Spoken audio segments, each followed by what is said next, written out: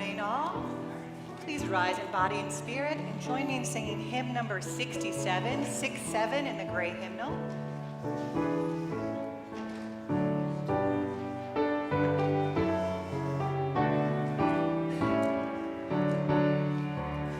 We sing now together our song of thanksgiving, rejoicing in goods which the ages have wrought, for life that enfolds us and helps and heals and holds us and leads beyond the goals which our forebears once sought.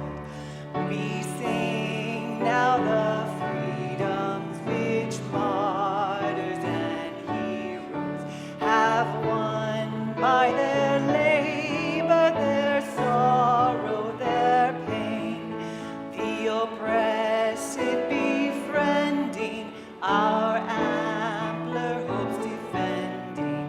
Their death becomes a triumph, they died not in vain. We sing of the prophets, the teachers, the dreamers, designers, creators, and workers and seers, our own lives expanding, our gratitude commanding. Their deeds have made immortal their days and their years. We sing of community now in the making, in every far continent, region, and land, with those of all races, all times and names and places. We pledge ourselves in covenant firmly to stand. You may be seated.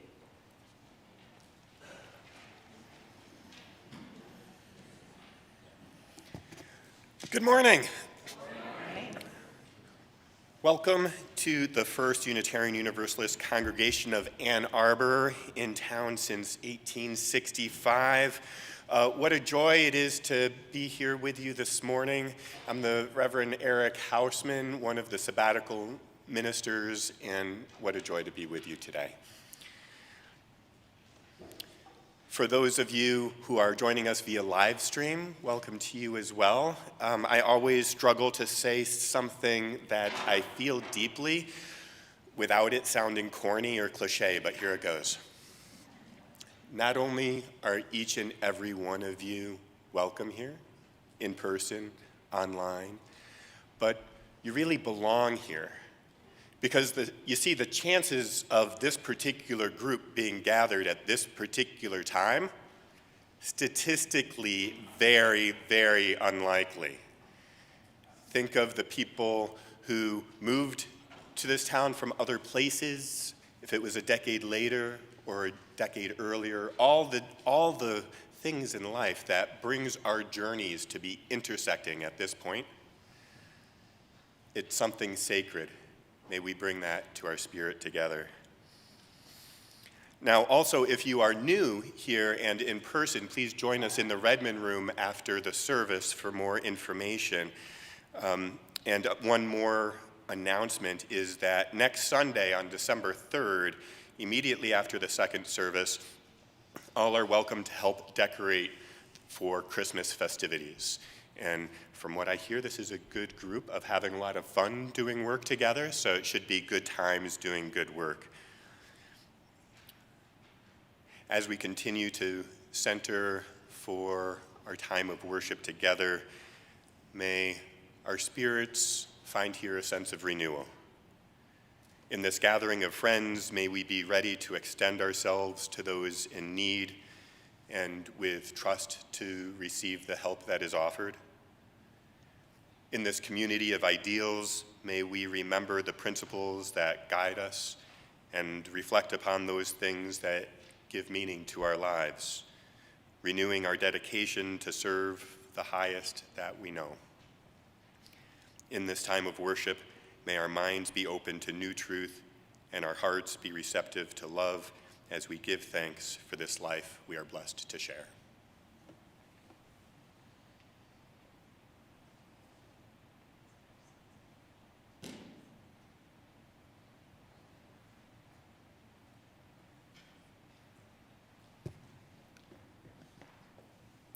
Each Sunday, we gather to light our chalice to remind us of the spark of love that resides within each of us. Especially around this time of Thanksgiving, we light the chalice with gratitude for the community that we are part of. This Sunday, Hava and Charlotte and JJ will light the chalice here in the sanctuary. As we light our chalice in the sanctuary this morning, we invite our online community members to light a candle or your own chalice at home. As you do so, you may choose to share in the chat. The chalice is lit in wherever you are. It could be Ypsilanti, Arizona, maybe just your living room. In the spirit of community, let us now join together in these familiar words as our chalice is lit. Please join your voice with mine as we say, "We light this chalice for the light of truth. We light this chalice for the warmth of love. We light this chalice for the energy of action. We light this chalice for the harmony of peace." Thank you, JJ, Hava, and Charlotte. Another way we are reminded of our commitment to be in a healthy relationship with one another is through the words of our community's covenant. Please join me as we say the words of our covenant together. The spirit of this church is love, and service is its law. This is our covenant with each other, to dwell together in peace, to search for truth in love, and to help one another. Thank you.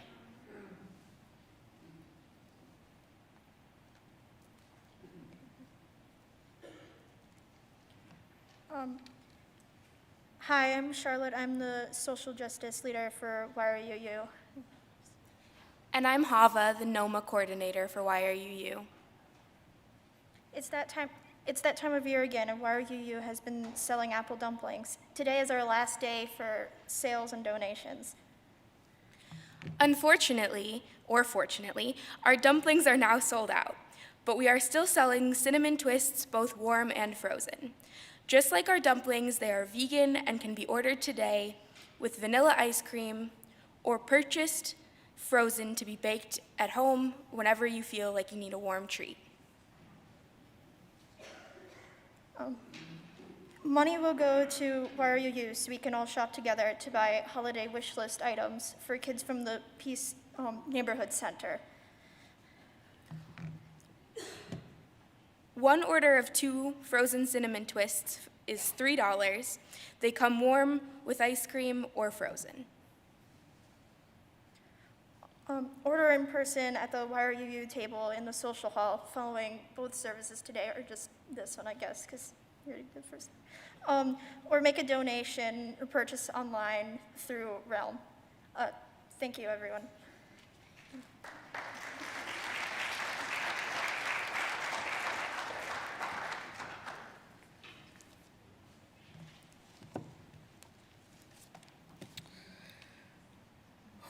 Who knows what it's like to feel ungrateful, then feel incredibly grateful later on after seeing a situation from a different view? Most of us who live in this somewhat super scary time right now know what the feeling is like to not know who to trust. Today, with our story for all ages, we explore the little life of May, showing us that we have to trust more in order to have a more forgiving world.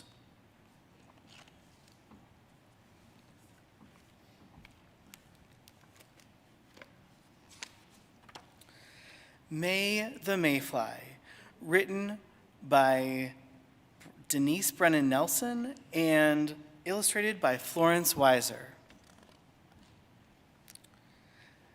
Near the bank of the river, one warm spring day, a new life began. Her name was May. Mama held May in a warm, tender hug, then said goodbye to her sweet baby bug. You have your whole life, a day, perhaps more. Don't waste it, May. Use your wings and explore. Her delicate wings were feathery light. With a flit and a flutter, May took off in flight. There was so much to see and so much to know, but a dangerous thing was lurking below. It was big. It was hungry. It needed to eat. A newly hatched mayfly would make a great treat.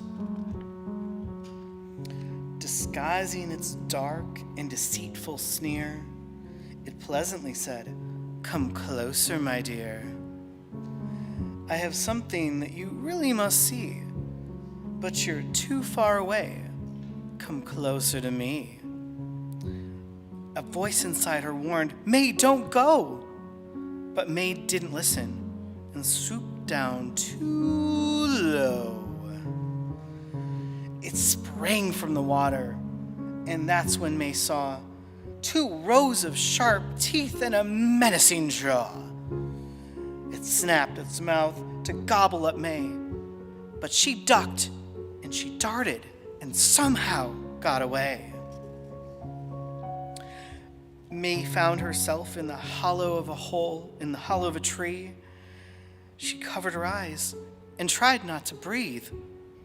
Her body shuddered at the thought of the trout. "I'll stay here forever. I'm not coming out." But when her heart slowed, May heard a sweet sound. Peeking out slowly, she looked all around. A robin nearby gave a cheerful tweet, then flew to her babies with something to eat. The mist on the river was fine, pink cloak. A bullfrog bellowed his morning croak. May noticed the beauty of the web in the sun, the glittering silk the spider had spun. Mama was right. There's so much to see. I can't live my life inside of this tree. So May launched herself from the dark, hollow place. A greeting from the sun put a smile on her face. May followed the river along as it flowed. She saw cattails swaying and a stubby toad. And bounding along without a care, 2 cubs following Mama Bear. There were bluebells in clusters offering up for Hummingbird a cool drink from their cups. A newborn fawn on wobbly knees, and then in the clearing, May could see a singing, dancing jamboree, a wild mayfly jubilee. Joining in, May danced with glee. The day rambled on, and shadows grew long. Nature was singing its afternoon song. May floated along on a warm, gentle breeze. Then faintly, she heard a desperate plea. With shaky wings, she followed the sound, but May stopped cold at what she found. Snagged in a mess, his body still, the only movement from his gill. May inched closer, slow, unsure, afraid again he'd lunge at her. But Trout was weak, no flip nor flail. Tangled line had caught his tail. May's eyes lingered on Trout's jaw, but this time there was more she saw. The snag had taken all Trout's fight, yet his colors shimmered in the light. Rainbow stripes in every hue, silver, pink, and shades of blue. May saw a scar where once he'd fought, to keep himself from being caught. When her eyes met Trout's scared eyes, we're not so different, May then realized. The fear she had felt, May now forgot. She quickly started on the knot. The knot was so tight, the progress slow, and then at last, the line let go. The river carried Trout away.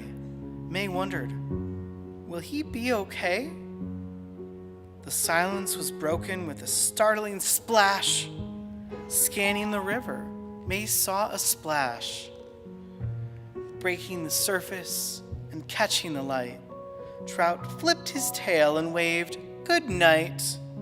And then, in an echo, and a wind that blew, two simple, precious words, "Thank you." Her spirits matching the river's glow, May settled in for the nighttime show. Crickets and bullfrogs played their sweet tune, while fireflies twinkled beneath the full moon. The stars came out early for the sweet little May. She counted each one, then called it a day. The end.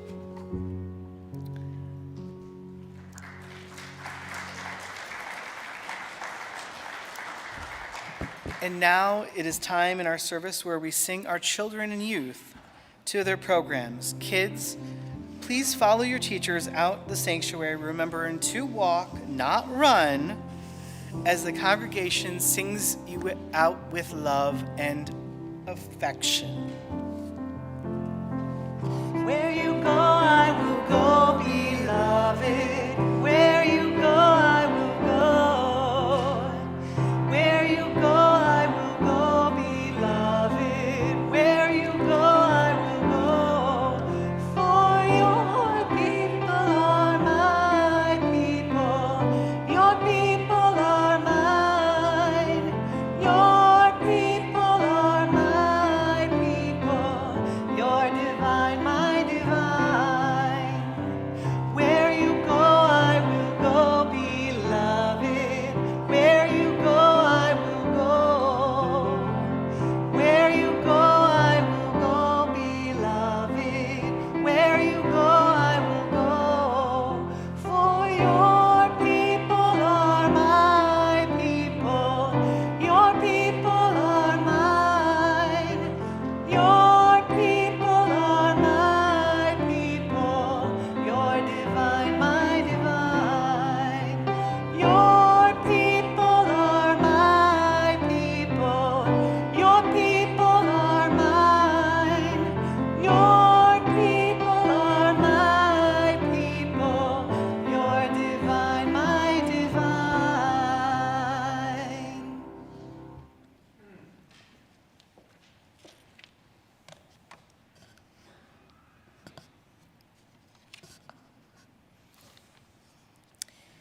Traditionally, on Thanksgiving, we gather with our families and our loved ones to reflect upon the blessings life has showered upon us. In gratitude, we feast, and our feasting comes from a place of abundance and safety and love. No matter our circumstances, and even in difficult times, we find a way to celebrate. As Unitarian Universalists, we know that we cannot take shelter in our own good fortune. The work we have taken on, and to which we commit week after week, is to bring life's blessings, the very ones we enjoy, to everyone, that all may feast. The spiritual practice of our weekly offering arises from this convergence of gratitude and generosity. The mindful act of giving springs both from our awareness of all that we have and from our knowledge that the world needs us and our gifts. This week, our collection goes to the work and the programs of this church. Let us remember as we say every week, that with these gifts, we weave a tapestry of love and action. I invite you to imagine this tapestry as it grows richer and more beautiful. Imagine it unspooling out into the world. As the baskets are passed here in the sanctuary, you may leave cash or check donations. For digital options, you may text UUAA to 73256 or visit uuaa.org/giving and select weekly offering for the fund. Thank you for your gifts. As the ushers now come forward, let us bring our thankful hearts together as this morning's offering is gratefully given and received.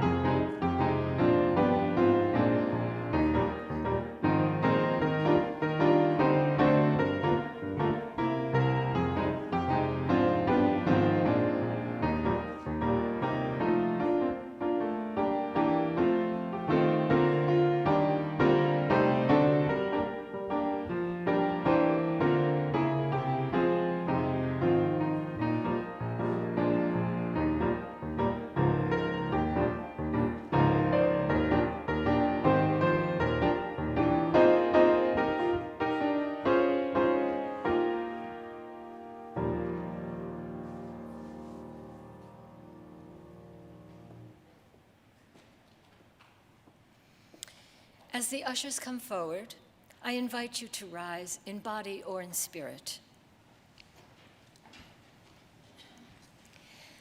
Let us give voice to our shared vision of a better world as together we say these words of dedication. To the work of this congregation, which is weaving a tapestry of love and action, we dedicate our lives and these our offerings. Thank you. You may be seated.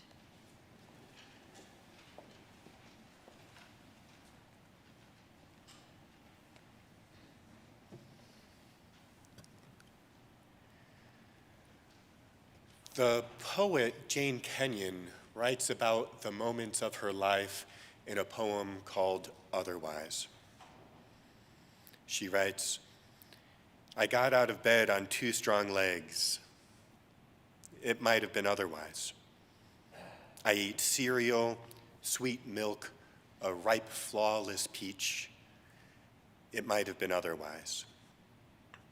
I took the dog uphill to the birchwood. All morning I did the work I love. At noon I lay down with my mate. It might have been otherwise. We ate dinner together at a table with silver candlesticks. It might have been otherwise. I slept in a bed in a room with paintings on the walls and and I planned another day just like this one. But I know one day it will be otherwise. Now, Jane Kenyon wrote this poem after her husband's diagnosis of cancer and before she would lose her own battle with leukemia. This is a poem I read often and am reminded of how things can and often are so otherwise than we want. When life gets busy and it seems to get busier all the time, it's easy to take things for granted. But thinking about this poem otherwise and noticing the things that pop up for us is a good reminder that we don't live in the otherwise. We live right here in the, what's the opposite of otherwise? This wise? And maybe that's where we're at. And part of the challenge is how do we carry a sense of gratitude with us and a sense of reverence and joy in the middle of this when we're surrounded by a lot of grief and things that don't go our ways, or certainly not according to how we think they were going or how we wanted to plan them.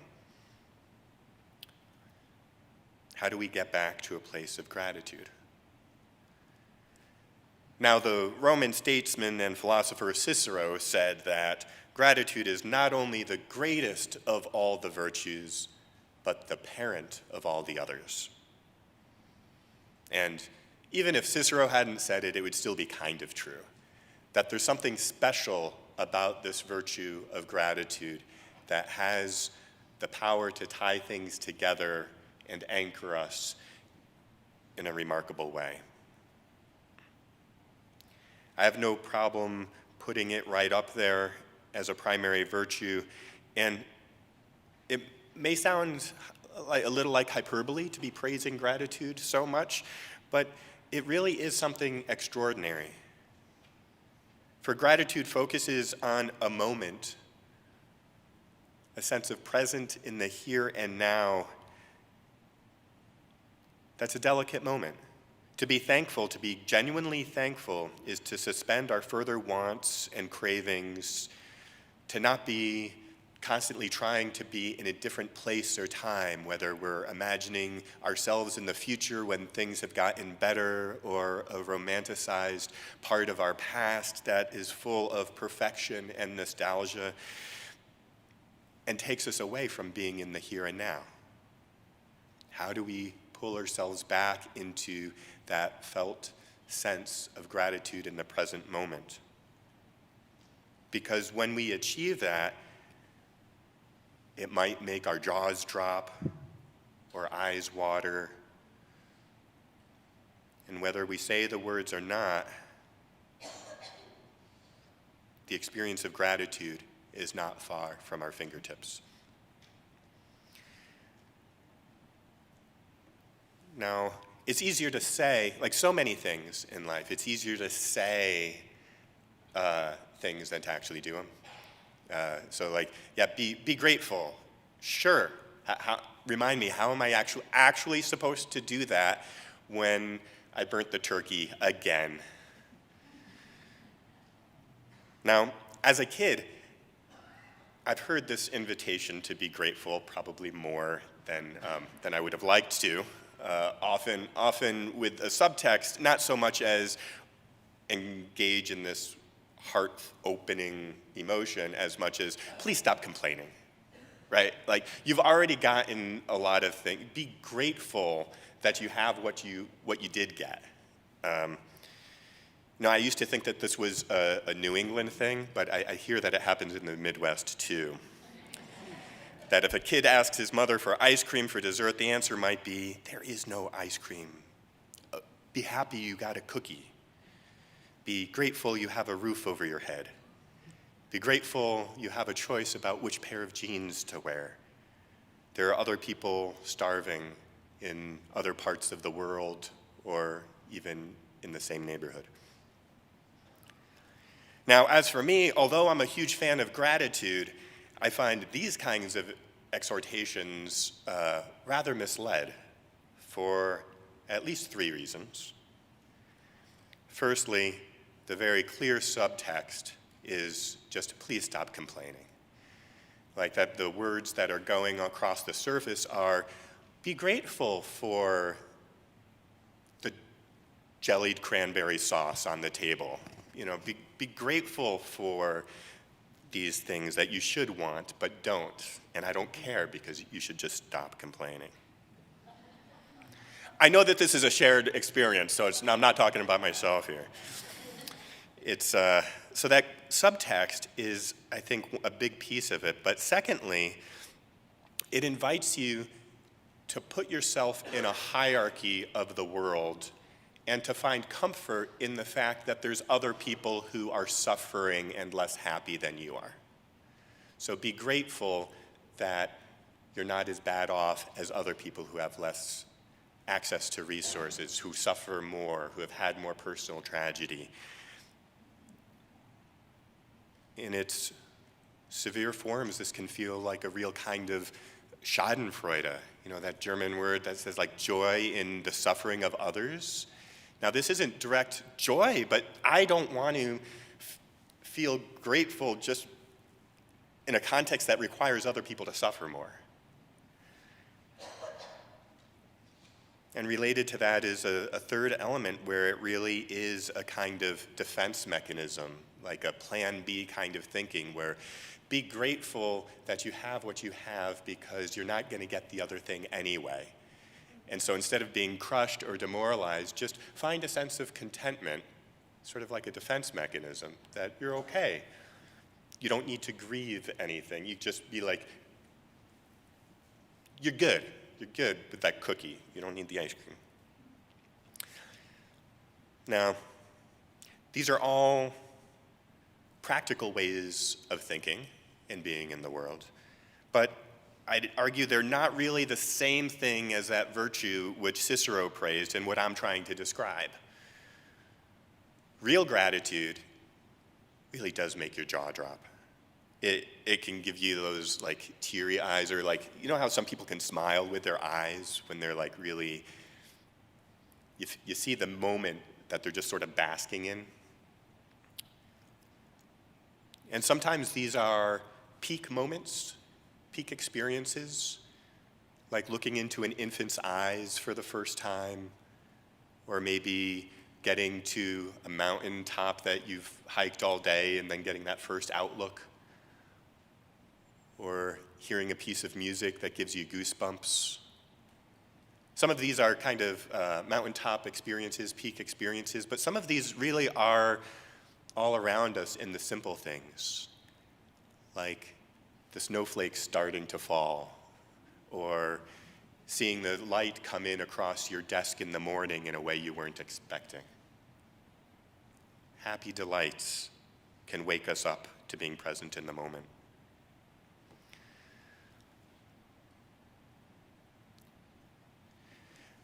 So we're in the middle of Thanksgiving weekend, and so much of Thanksgiving is about the harvest and the bounty and sort of wrapping up the season of planting and sowing things, and now we're moving into winter.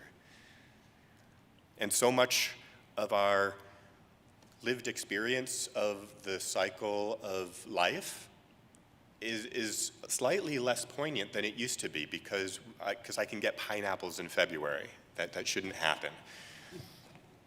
But when we think about just how connected we are to the world and how the act of planting seeds, nurturing them, letting them grow, and then harvesting them, it creates expectations, certainly as a gardener, that when I plant potatoes, I get potatoes. Or if I'm planting a cherry tree and nurture it for 20 years, then it's a cherry tree. But so much of our life doesn't actually work that way. When we're thinking about a promotion we got at work or didn't get, or how we try so hard to be the perfect parents and how our kids, what their journeys are like, or other examples of whether you which team you were rooting for yesterday and how that turned out. There's so many things that we want to have a sense of control over and predict and control, but sometimes it could feel like you're sure you planted that apple tree, and instead there's turnips popping up everywhere. And that doesn't make any sense. It's disorienting. Why does that happen? Sometimes for all the work we invest, for all our skill and labor in trying to cultivate our lives and enjoy the fruits of our labor, sometimes it's just pot luck. You might have gotten a new car, but it breaks right away, or you get an unexpected promotion at work, or you exercise, you do all the right diets, you do all the right things, and you still get cancer. Or you start a random website and become a billionaire. Or you write a novel which the critics hate now, but in 200 years is now a world classic. These are all crazy examples, and what's crazy is all of them are real examples. That we work for years preparing the crops we imagine, but then, after doing everything right, or perhaps irregardless of what we do, you get a harvest you weren't planning on, one you weren't expecting. What do you do with that? Well, let me tell you a story. There once was a Chinese philosopher by the name of Chuang-Tzu. He's sometimes also called Master Chuang, and he had a lot of interesting stories. Here's one of them. Once Chuang-Tzu dreamt he was a butterfly flitting and fluttering around, happy with himself and doing as he pleased. He didn't know he was Chuang-Tzu. Then suddenly he woke up, and there he was, solid and unmistakably Chuang-Tzu. But at this point, he wasn't quite sure if he was Chuang-Tzu who had just dreamt he was a butterfly, or if he's now a butterfly dreaming that he's Chuang-Tzu. Let me try another one. I think this one might be more relevant. Chuang-Tzu was walking around through town with some of his students. They walked past a man with one leg who was missing a couple fingers on each hand. At this, one of his students expressed pity for the poor man. But Master Chuang-Tzu replied, "Pity has no place here. Some animals have 2 legs, some have 8, some have none.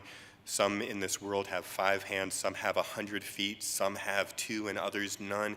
It is just as strange and curious that each of us has 2 hands and legs than that this person has 1. Our bodies are weird.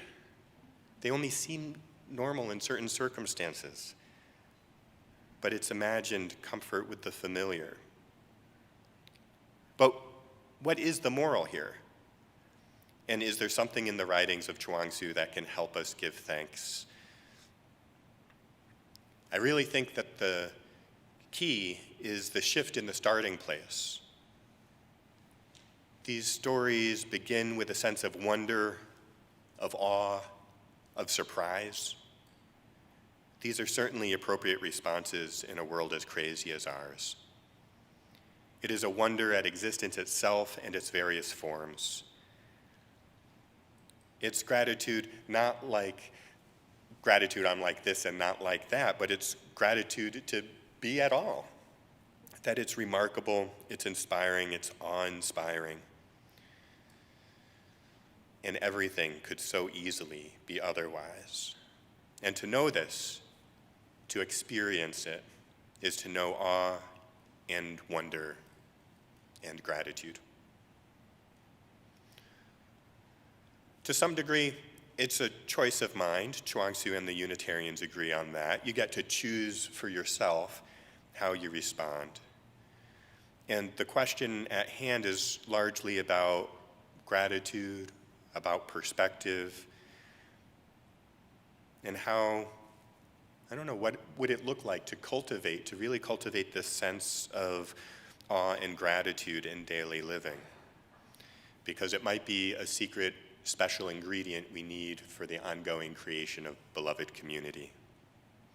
The sense of real, lived gratitude.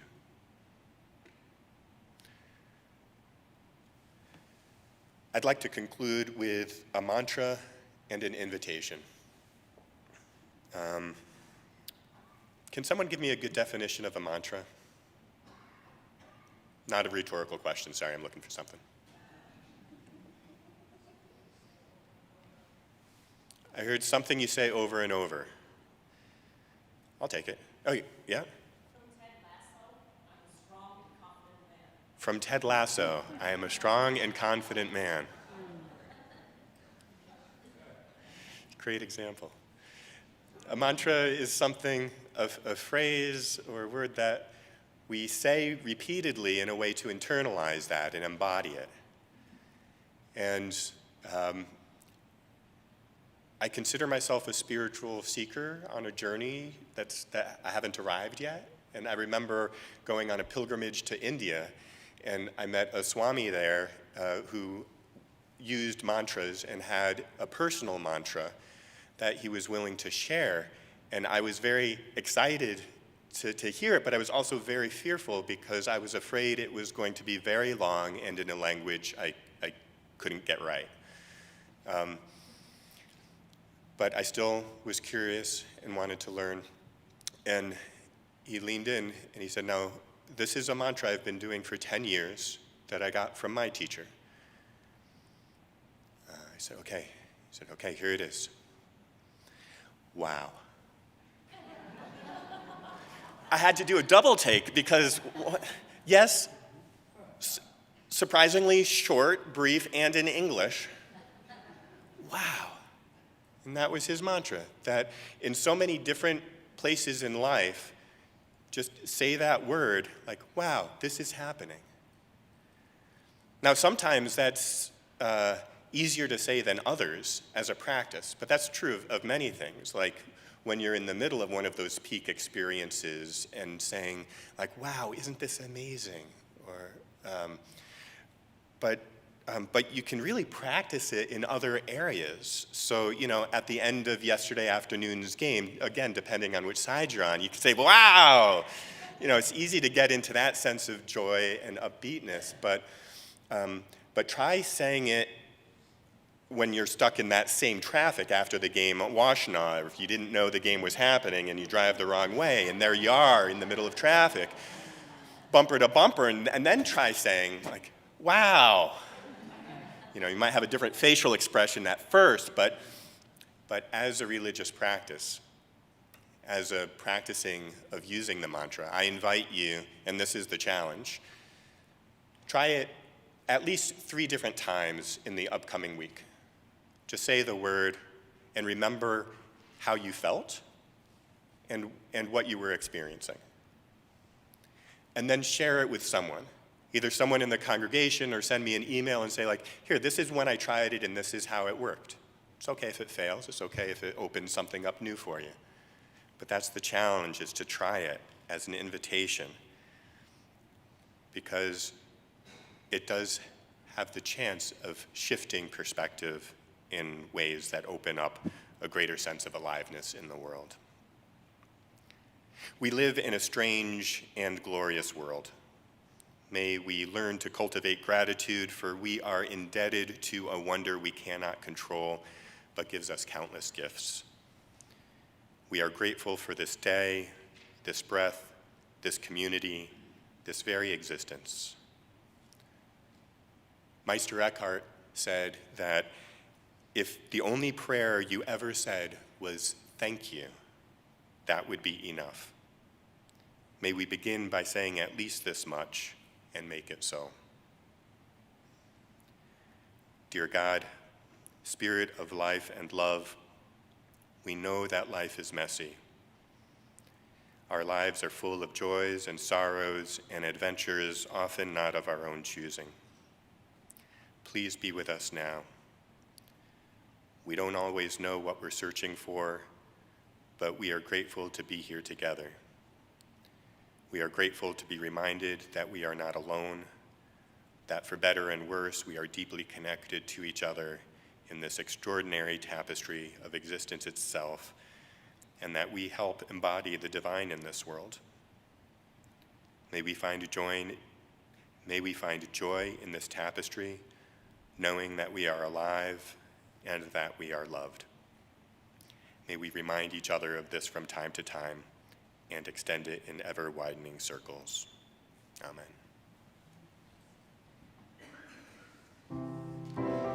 Please grab your gray hymnals and turn to hymn number 331, Rise in Body and Spirit, to join me in song.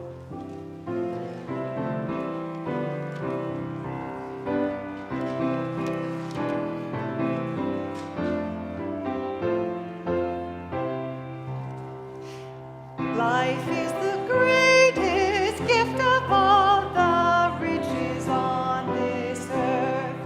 Life and its creatures, great and small, of high and lowly birth. So treasure it and measure it with deeds of shining worth. Mind is the brightest gift of all, its thought no barrier mars. It seeks creation's hidden plan, its quest surmounts all bars. It rains the wind, it chains the storms, it weighs the outmost stars. We are of life, its shining gift, the measure of all things. Up from the dust our temples lift, our vision soars on wings. For seed and root, for flower and fruit, our grateful spirit sings.